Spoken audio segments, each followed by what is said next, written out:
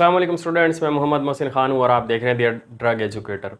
अपने pharmacy technician की lecture series की कंटिन्यूएशन में फार्माकोलॉजी का आज हम तीसरा लेक्चर डिस्कस करने जा रहे हैं और हमारा आज का टॉपिक ऑफ डिस्कशन है फार्मेकोकाइनेटिक्स।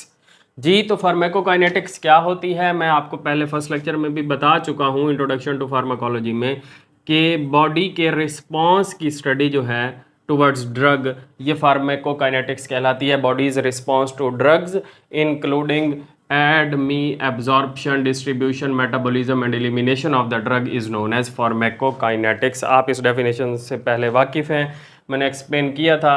जनाब आज जो है हम फार्मेकोकाइनेटिक्स के डिस्ट्रीब्यूशन, जब कोई ड्रग बॉडी के अंदर एब्जॉर्ब हो जाती है, ब्लड स्ट्रीम में एंटर हो जाती है, जैसे कि यहाँ आपको दिखाया गया ब्लड वेसल में एंटर होती है, तो उसके बाद ये इस ब्लड के अंदर ड्रग जो है वो सर्कुलेट करती रहती है। सर्कुलेट करते करते अपनी टारगेट साइट पर जिन टिश्यूज़ या सेल्स में जाके जिन रिसेप्टर्स पर ड्रग ने बाइंड करना होता है वहाँ तक ब्लड में सर्कुलेट करते हुए पहुँचती है। तो ये ब्लड वेसल जैसे टिश्यूज़ में एंटर होती हैं तो ड्रग्स जो है वो ब्लड को लीव करके ब्लड स्ट्रीम को चली जाती हैं बॉडी टिश्यू फ्लूइड्स के अंदर, जिन्हें हम एक्स्ट्रा सेलुलर फ्लूइड बोलते हैं। फिर टिश्यू फ्लूइड से वो सेल्स के अंदर एंटर हो जाती हैं। सेल मेम्ब्रेन्स पर इनके रिसेप्टर हैं तो वहाँ अटैच होगी, नहीं तो फिर सेल के अंदर न्यूक्लियर रिसेप्टर्स पर अटैच होने तो फिर सेल के अंदर एंटर हो जाएंगी थ्रू सेल मेम्ब्रेन। तो ये सारा प्रोसेस जो है डिस्ट्रीब्यूशन कहलाता है। प्रॉपर डेफिनेशन की बात कर लें तो transfer of a drug from blood stream, जी, transfer of drug from blood stream to the tissues और इंटरस्टिशियम और cell is known as distribution. जी, तो ब्लड स्ट्रीम से अब ये वाला पोर्शन यहाँ से लेकर यहाँ तक, अब यहाँ एक बात याद रखनी है कि जी ये reversible transfer of drugs from blood stream to the tissues या टिश्यूज़ के साथ जो लिक्विड स्पेस है उसे हम इंटरस्टिशियम बोलते हैं, टू इंटरस्टिशियम या सेल्स, इन्हें मैंने एक ही वर्ड से आपको जाहिर करवाया कि यह है टारगेट साइट।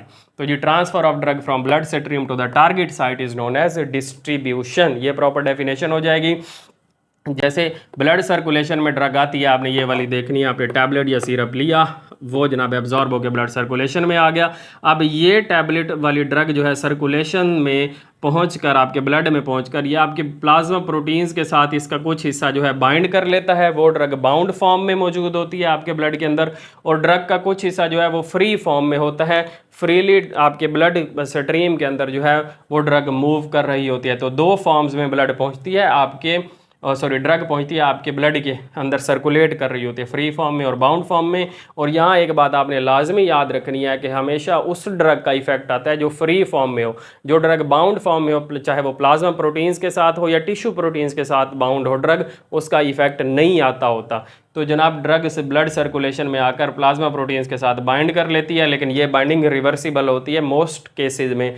अब ये इनमें से कुछ ड्रग जो है दोबारा फ्री होती है, ये मैंने आपको दिखाया है। रिवर्सिबल रिएक्शन से ड्रग का एक हिस्सा फ्री होता है, फिर कुछ दोबारा आगे बाइंड कर लेती है, फिर फ्री होती है, फिर बाइंड कर लेती है। तो ये जो फ्री ड्रग है इसका एक्शन आता है इसका, और ये जो फ्री ड्रग का होगी इसका एक्शन आएगा। ये आपको यहाँ विजुअली मैंने दिखाया है। डिस्ट्रीब्यूशन, अब डिस्ट्रीब्यूशन के कुछ फैक्टर्स की हम डिस्कशन करेंगे कि डिस्ट्रीब्यूशन किन किन फैक्टर्स पर जो है वो डिपेंड करती है। आपने डिस्ट्रीब्यूशन को एक लफ्ज़ में अगर याद रखें कि ड्रग का ब्लड से निकलकर टिश्यूज़ तक जाना, आपके बॉडी ऑर्गन्स तक जाना, ये डिस्ट्रीब्यूशन होगा। अब कौन कौन से बॉडी ऑर्गन्स की तरफ ड्रग ज़्यादा जाएगी, ये किस चीज़ पर डिपेंड करता है कि ड्रग ब्रेन के पास जाएगी, लीवर के पास जाएगी या किडनी के पास जाएगी, इसका अंदाज़ा आप कैसे लगाएंगे। इसके लिए चंद एक फैक्टर्स हैं जिनको हम डिस्कस करेंगे। पहला फैक्टर जो है वो है ब्लड फ्लो। जी, तो ब्लड फ्लो जिन ऑर्गन्स की तरफ, अब ब्लड फ्लो की अगर हम बात कर लें तो हमारी बॉडी के अंदर जो ब्लड फ्लो है वो इक्वली डिस्ट्रीब्यूटेड नहीं है। हमारी बॉडी के कुछ ऑर्गन्स जो हैं उनकी तरफ ब्लड फ्लो बहुत ज़्यादा जाता है, like brain, liver, kidney. Brain, liver और किडनी की तरफ ब्लड फ्लो जो है वो बहुत ज़्यादा जाता है। इसके मुकाबले में आपके स्केलेटल मसल्स या एडिपोज टिश्यूज़ की तरफ जो है वो ब्लड फ्लो कंपैरेटिवली कम जाता है।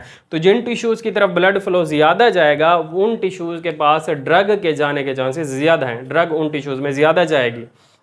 जहाँ ब्लड फ्लो ज़्यादा होगा ड्रग जो है उन टिश्यूज़ की तरफ ज़्यादा मूव करेगी, ज़्यादा डिस्ट्रीब्यूट होगी, और जिनकी तरफ ब्लड फ्लो कम होगा उन टिश्यूज़ के अंदर जो है ब्लड कम डिस्ट्रीब्यूट होगी। ये पहला फैक्टर आपने याद रखना है। दूसरा जो है वो कैपिलरी परमिएबिलिटी है कि कैपिलरीज से ड्रग्स जो है वो कितना लीव कर सकती है, निकल सकती है। परमिएबिलिटी जो है इसका मतलब होता है परमिशन देना, इजाज़त देना। तो कैपिलरीज जो है ड्रग को कितनी इजाज़त देती हैं कि वो कैपिलरीज के दरमियान पाए जाने वाले पोर्स से निकल कर टिश्यूज़ में जा सके।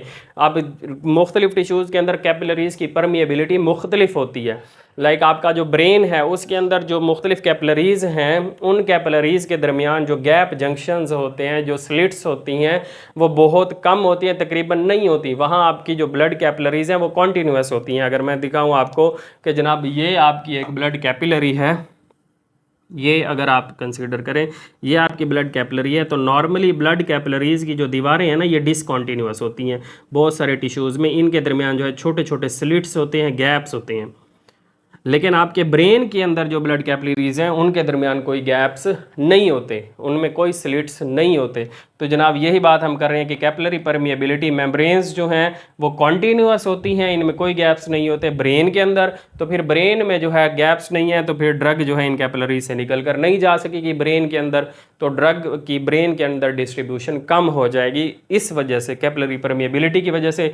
इसके मुकाबले में जो है आपके लीवर और स्प्लीन के अंदर जो मेम्ब्रेन है कैपिलरीज की वो डिसकॉन्टीन्यूअस है, उसके अंदर स्लिट्स होते हैं और इन स्लिट्स से ड्रग जो है निकल कर इन ऑर्गन्स के अंदर चली जाती है, लाइक लीवर और स्प्लीन। तो जो लीवर और स्प्लीन में डिसकॉन्टीन्यूअस मेम्ब्रेन होती है, स्लिट्स होती हैं, तो इस वजह से इनके अंदर ड्रग की कंसंट्रेशन ज़्यादा होती है, ज़्यादा डिस्ट्रीब्यूट होती है ड्रग इन ऑर्गन्स में। तीसरा फैक्टर जो है वो है plasma protein binding. Plasma protein binding ये मैंने अभी आपको पहले भी बताया है कि ब्लड के अंदर जैसे ही जाती है ड्रग तो जनाब आपकी प्लाज्मा प्रोटीन्स के साथ ड्रग बाइंड हो जाती है। जो ड्रग बाउंड फॉर्म में होगी जो वो उसका एक्शन नहीं आएगा। अब लेकिन ये बाइंडिंग रिवर्सिबल होती है, इसमें से कुछ ड्रग का हिस्सा फ्री होता है, जो ड्रग फ्री होगी उसका एक्शन आएगा, जो बाउंड होगी उसका एक्शन नहीं आएगा। आप फॉर एग्जांपल आपने 100 मिलीग्राम जो है ड्रग आपके ब्लड स्ट्रीम में गई, तो 100 मिलीग्राम में से 90% अगर ड्रग बाउंड है तो 90 मिलीग्राम ड्रग जो है वो प्लाज्मा प्रोटीन के साथ बाइंड हो जाएगी। 10 मिलीग्राम आपके ब्लड में फ्रीली मूव करती रहेगी। अब वो 10 मिलीग्राम टिश्यूज़ में पहुंची और वहाँ टिश्यूज़ में मूव कर गई, कैपिलरीज से ब्लड स्ट्रीम को उसने लीव कर दिया, तो अब ब्लड के अंदर ड्रग जो फ्री फॉर्म में थी 10 मिलीग्राम वो ख़त्म हो गई।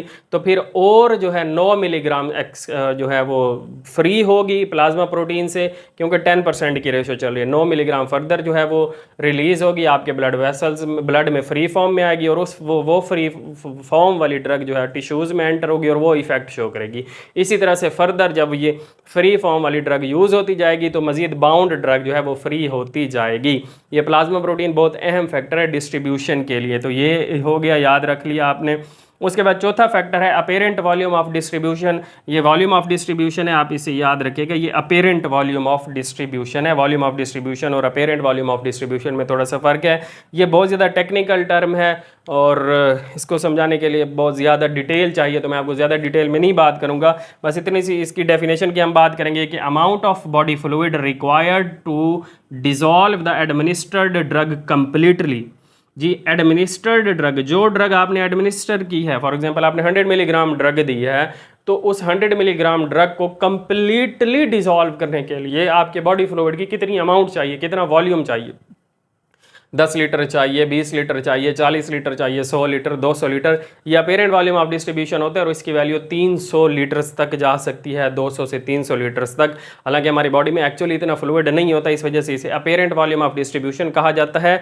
और ये काफ़ी टेक्निकल बात है, इसको मैं मजीद एक्सप्लेन नहीं करूँगा। बस इसमें जो दो बातें याद रखने की, आपने याद रखना है कि किसी ड्रग, अगर किसी ड्रग का वॉल्यूम ऑफ डिस्ट्रीब्यूशन हाई हो, जिस ड्रग का वॉल्यूम ऑफ डिस्ट्रीब्यूशन हाई होता है वो ड्रग जो है ज़्यादा डिस्ट्रीब्यूटेड होती है आपके बॉडी टिश्यूज़ में, उसकी डिस्ट्रीब्यूशन ज़्यादा होती है।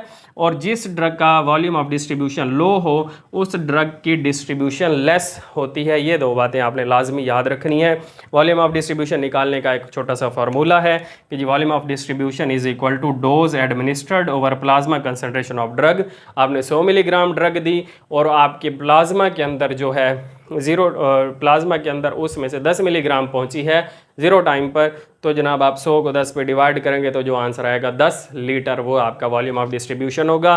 फर्दर जो है इसको स्टडी करने के लिए मैं फॉर्म डी की जो लेक्चर सीरीज स्टार्ट करने वाला हूँ, आप उसमें जो है इसको देख सकते हैं और इसके बारे में मज़ीद एक्सप्लेन करूँगा। तो ये जी मुख्तलिफ फैक्टर्स हैं जो डिस्ट्रीब्यूशन को अफेक्ट करते हैं। पहला था ब्लड फ्लो, जिस ऑर्गन की तरफ ब्लड फ्लो ज़्यादा ड्रग ज़्यादा डिस्ट्रीब्यूट होगी। दूसरा है कैपिलरी परमिएबिलिटी, जिस ऑर्गन या जिन बॉडी टिश्यूज़ के अंदर कैपिलरीज परमिएबल ज़्यादा होंगी वहाँ ड्रग की डिस्ट्रीब्यूशन ज़्यादा होगी। तीसरा जी हमारे पास था प्लाज्मा प्रोटीन बाइंडिंग, तो अगर ड्रग की प्लाज्मा प्रोटीन बाइंडिंग ज़्यादा है तो ड्रग ज़्यादा बाउंड फॉर्म में रहेगी, वो डिस्ट्रीब्यूट कम होगी। और चौथा था वॉल्यूम ऑफ डिस्ट्रीब्यूशन, जिस ड्रग का वॉल्यूम ऑफ डिस्ट्रीब्यूशन हाई होगा वो ड्रग ज़्यादा डिस्ट्रीब्यूटेड होगी, आपके टिश्यूज़ में ब्लड स्ट्रीम से निकल कर जाएगी ज़्यादा। ठीक है, ये बातें आपने याद रखनी है। ये थी हमारी जी आज की एब्जॉर्प्शन और डिस्ट्रीब्यूशन की डिस्कशन। होपफुली ये लेक्चर आपको समझ आया होगा। वीडियो अच्छी लगे तो लाजमी लाइक कीजिएगा, शेयर कीजिएगा। इससे जो प्रीवियस लेक्चर्स हैं वो मैं आपको डिस्क्रिप्शन में अटैच कर दूंगा, अगर आप वो स्टडी करना चाह रहे हैं तो वो आप लाजमी देखिएगा। अब मिलते हैं अपने नेक्स्ट लेक्चर के साथ, तब तक अपना ख्याल रखिएगा। अल्लाह हाफिज़।